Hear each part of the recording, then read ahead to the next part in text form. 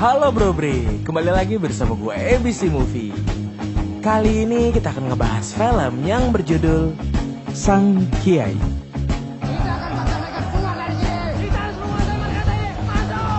Oke, sebelum kita ke alur ceritanya Bro Bre, jangan lupa tombol merahnya itu dirubah menjadi warna abu-abu dulu ya Bro Bre. Thank you Bro Bre, terima kasih banyak ya. Tanpa berbasa-basi panjang kali lebar kali tinggi sama dengan luas, kita langsung aja ke alur ceritanya Bro Bre. Let's go!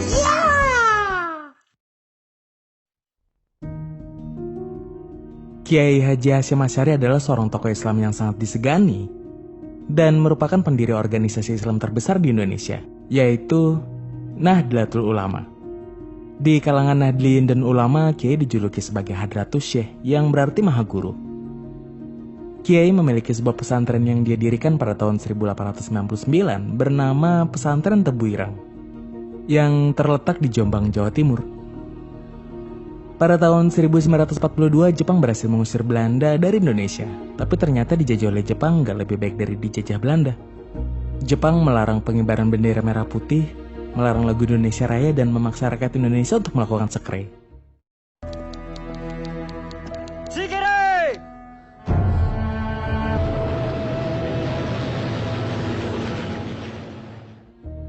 Di pesantren Tebu Ireng, para pengurus termasuk Wahid Hasyim, salah satu putra Kiai Haji Hasyim Asy'ari, lagi cemas karena Jepang mulai menangkap para kiai dan sebentar lagi akan sampai di Jombang.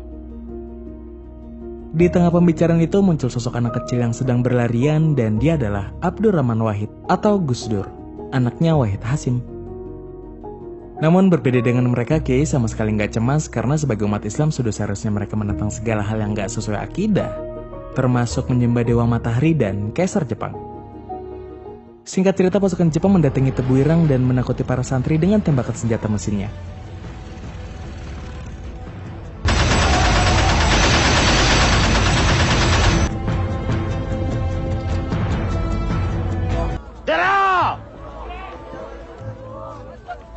Lalu mereka menangkap Kiai Haji Hasyim Asy'ari karena tetap menolak menjalankan sekre dan dituduh sebagai penggerak peristiwa cukir. Anda tidak bisa menangkap begitu saja Pak kesalahan Kiai. Tapi saya tidak akan mau melakukan sekre karena itu hukumnya haram. Saya tidak tahu apa-apa tentang cukir. Karena nggak terima, Karim menyuruhkan para santri untuk berjihad melawan Jepang, tapi segera ditembaki oleh tentara Jepang. Selain jihad pilihannya, Internasional yang Zulkum. Allahu Akbar.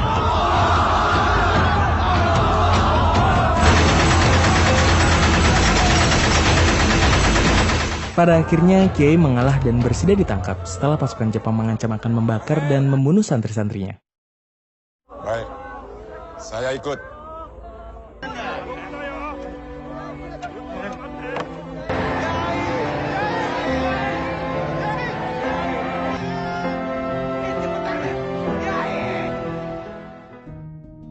Setelah penangkapan Kiai, Wahid Hasyim lebih meningkatkan penjagaan di Tebu Ireng. Dan dia juga mengungsikan Nyai Kapu, yaitu istrinya Kiai beserta keluarganya untuk sementara waktu. Di tempat lain, Harun dan Hamid berhasil membuntuti pasukan Jepang sampai di kamp tahanan dan menyusup ke dalam untuk mencari Kiai.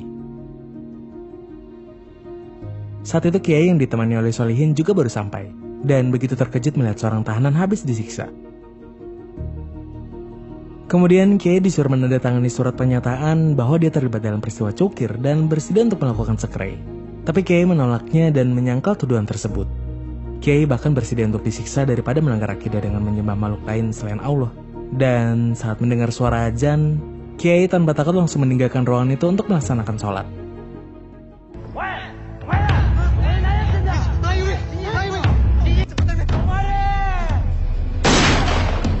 Lalu kita diperlihatkan Harun dan Kamit sedang melarikan diri dari kejaran pasukan Jepang dan bersembunyi di rumah seorang warga. Tapi karena sudah terdesak, Kamit keluar sendiri buat menjadi umpan supaya Harun bisa selamat. Kakekmu, aku harus keluar dari sini.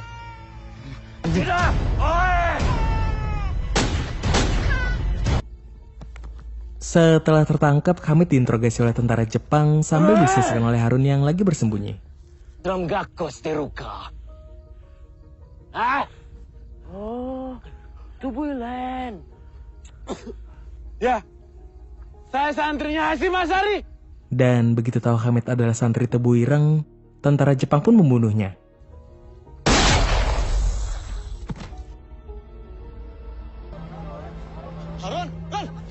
Setelah itu Harun membawa jasad Kemet ke pesantren untuk dimakamkan.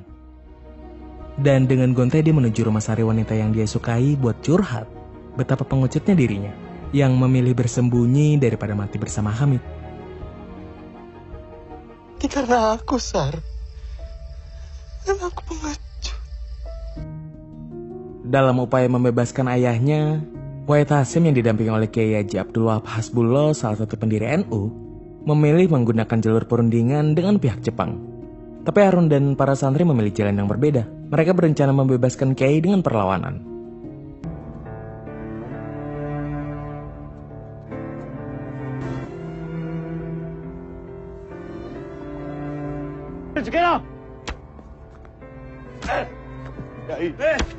Dan ketika Kiai dipaksa untuk melakukan sekre, para santri mendatangi camp tersebut dengan dipimpin oleh Harun. Mengetahui itu, pihak Jepang dengan sengaja menyiksa Kiai sampai jari tangannya patah dan menyiarkan suaranya kepada para santri. Karena terprovokasi, para santri hampir mendobrak pintu camp sebelum tentara Jepang membunuh sebagian dari mereka agar mau bubar. Nggak mau kejadian serupa terulang, Wahid memimpin para santri untuk melakukan aksi damai dengan menyenandungkan sholat Nabi di depan camp.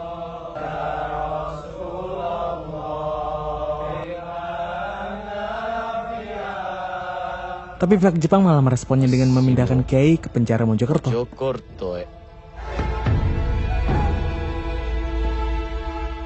Namun lagi-lagi para santri menghuni penjara di sana sambil terus bersolawat dengan harapan Kiai akan dibebaskan.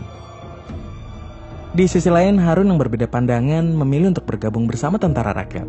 Mereka bergerilya dari dalam hutan dan mencegat pasukan Jepang yang sedang melintas.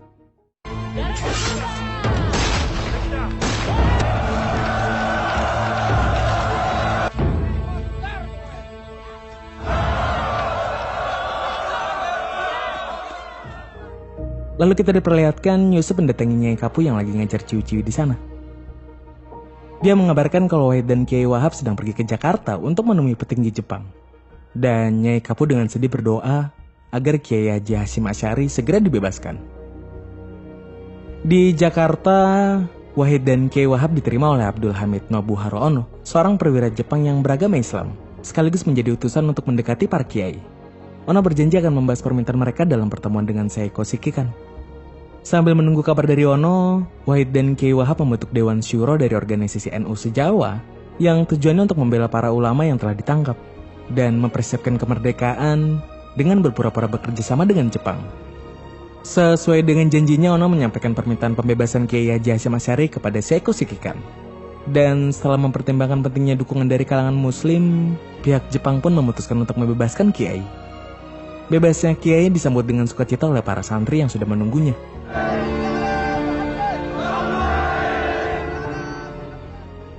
Kemudian Seiko Shikikan mengumpulkan para kiai dan ulama untuk secara resmi meminta maaf atas nama pemerintahan militer Jepang dan berjanji nggak akan memaksa mereka untuk melakukan sekre lagi.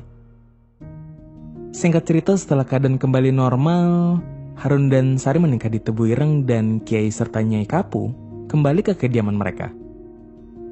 Lalu seorang penerjemah di camp Jepang bernama Hamzah mendatangi Kiai karena merasa imannya masih lemah dan ingin meningkatkannya. Kiai pun memberinya wejangan tentang bagaimana dia harus mempelajari agama Islam. Dalam mempelajari agama Islam berdasarkan ilmu, keyakinan, pengertian yang Tuhan pelajari. Lalu kita diperlihatkan sebuah pertemuan politik antara organisasi Masyumi dengan pihak Jepang, di mana Jepang meminta hasil bumi dilipat gandakan. Dan oleh Kiai Wahid disuruh untuk turutin aja, dengan catatan jangan sampai ada penyelewengan di dalam prosesnya. Karena kalau ada unsur korupsinya, hal itu akan menjadi haram dan wajib ditolak. Untuk memuluskan rencana itu, Jepang menyuruh Masyumi agar menyelipkan propaganda tentang melipat gandakan hasil bumi di setiap khotbah sholat Jumat, supaya para petani lebih gampang nurut. Setelah permintaan Jepang itu terbit di Majalah Suara Muslim Indonesia, Harun mendatangi Kiai karena merasa hal itu sangat membebani rakyat dan Masyumi terkesan berpihak kepada Jepang. Tapi Kiai nggak menganggap anjuran itu untuk membantu pihak Jepang, melainkan lebih kepada pembesar-pembesar yang adil. Namun karena kebijakan itu mulai kerasa, sampai-sampai persediaan padi di pesantren hampir kosong. Beras di lubuk pesantren itu kan udah tinggal sedikit, Mas. Harun pun memberanikan diri untuk memohon kepada Kiai, dan ternyata respon Harun membuat Kiai bersedih dan serba salah. Karena niatnya hanya ingin melindungi umat. Dan gak pakai lama mulai bermunculan kelompok yang memberontak karena kebijakan ini udah menyengsarakan rakyat, termasuk Harun yang secara spontan menggerakkan warga di pasar. Bukan hanya kita tidak usah nyetor hasil bumi kita.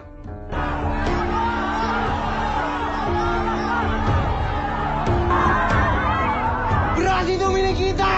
Ayo ambil.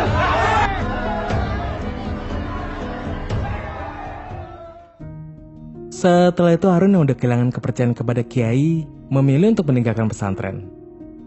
Walaupun udah coba dicegah oleh Sari dan Abdi, tapi keputusannya udah bulat. Apalagi mengetahui kalau Kiai Mustafa yang menggerakkan pemberontakan telah dieksekusi mati oleh Jepang.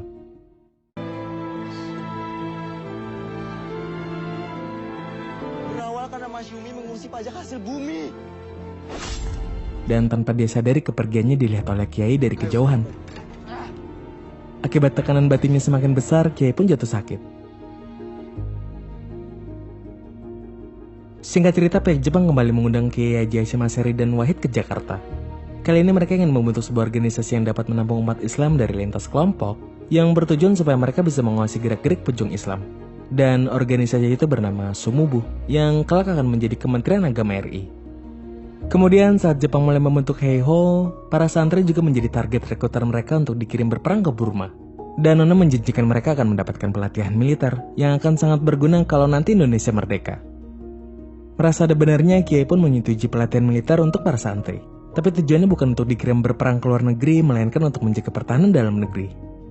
Dengan membentuk barisan sendiri yang diberi nama Hizbullah. Saya minta kalian menyebarluaskan berita pembentukan Hizbullah ini ke pesantren-pesantren. Antara santri-santri di sini bersedia?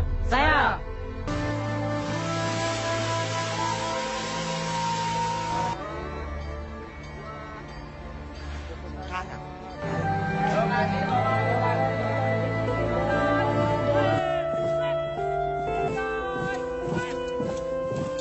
Specifies the unconditional surrender of Japan. Akhirnya, pada hari menyerahnya Jepang kepada sekutu, barisan Hizbullah justru menjadi ujung tombak para santri dalam menghancurkan pasukan Jepang.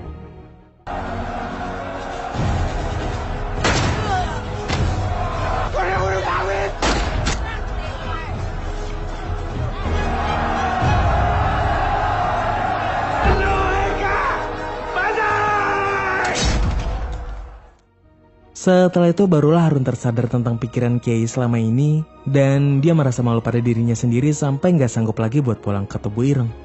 Namun kekalahan Jepang malah dimanfaatkan oleh Belanda untuk mencoba menjajah Indonesia lagi dengan dibantu Inggris. Kemudian Bung Karno mengirim utusan supaya menanyakan hukum membela tanah air, bukan agama ataupun Al-Quran. Lalu Kiai pun mengumpulkan para ulama NU dan membuat fatwa bahwa hukum membela negara adalah fardu ain alias wajib, dan menyebarkannya ke seluruh negeri untuk berjihad melawan penjajah.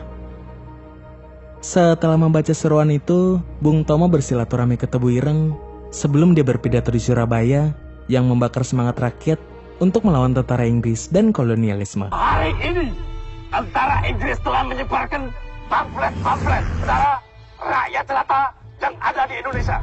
Saudara-saudara, mereka telah minta supaya kita semua datang kepada mereka itu. Allahu Akbar, Allahu Akbar. Merdeka! Bukan hanya pemuda Surabaya aja yang hatinya tergugah. Hizbullah Jombang, bahkan Harun juga ikut pergi ke Surabaya. Dan di hari pelepasan para santri, Harun sebenarnya sangat ingin berpamitan kepada Kiai. Tapi karena rasa bersalahnya, dia hanya bisa mencium sorban Kiai.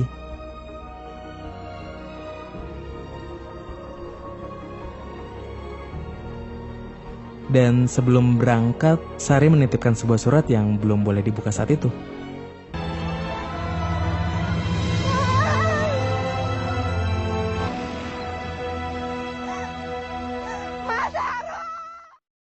Dan kita diperlihatkan Harun dan para pejuang Indonesia sedang bertempur dengan sengit melawan tentara Inggris dan India selama seharian.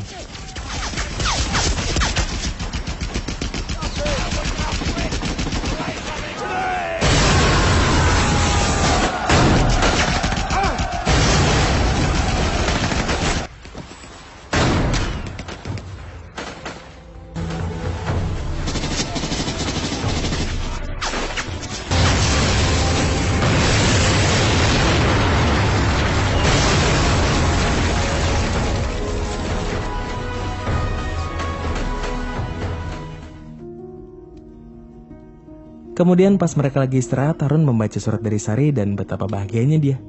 Karena ternyata Sari lagi hamil. Aku mau jadi bapak, Cak.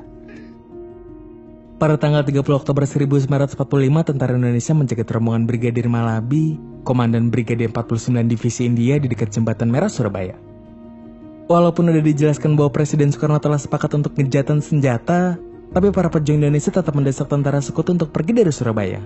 Dan akhirnya kerusuhan pun pecah di sana.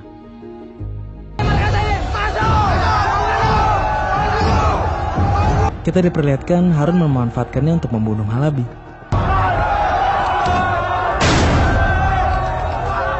Tapi setelahnya dia juga harus tewas setelah digranat oleh tentara Sekutu.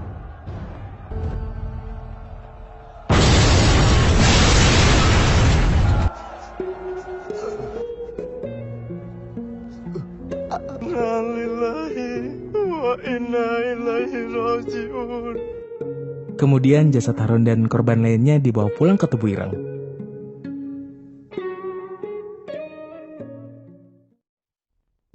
Setelah beristirahat sejenak, Laskar Hizbullah kembali berangkat ke Surabaya untuk melanjutkan perjuangan mereka. Di tengah sengitnya pertempuran, Hamzah menaiki atap gedung dan melihat porak-porandanya kota Surabaya dibom pesawat Sekutu, dan mengakhiri pertempuran Surabaya.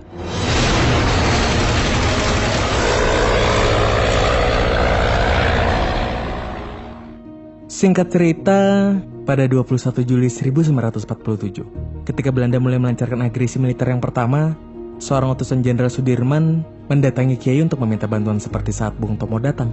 Tapi karena kondisinya memburuk, Kiai nggak bisa menanggapinya. Dan gak lama kemudian, Kiai Haji Hasyim Asy'ari meninggal dunia. Kiai. Siapa, Kiai? Kiai.